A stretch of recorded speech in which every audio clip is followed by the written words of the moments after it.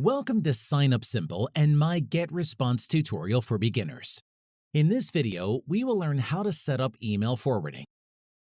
This video is number 12 of 12 videos in this video series. And if you are not already signed up with Getresponse, I have provided a link in the description for you to use to sign up.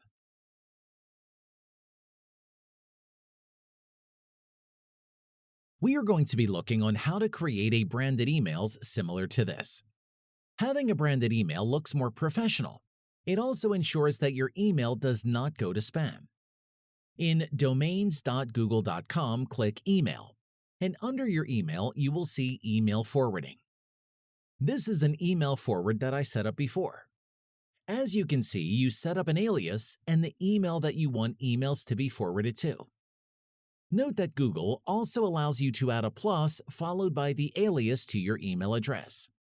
This allows you to be able to distinguish between the emails, and you would be able to create labels in Gmail to filter your email. Let's look on how to create one from scratch. First, click Add Email Alias. I'm going to enter Bear, and I'm going to specify signupsimple01 plus bear@gmail.com. Click Add. It's going to send a verification email to signupsimple01 plus bear@gmail.com. Click Verify My Email Now. Refresh over here. This new email is now ready to be used. We are going to add this email here by clicking the Add Another Address. I am going to enter Bear as the name and email bear@signupsimple.com.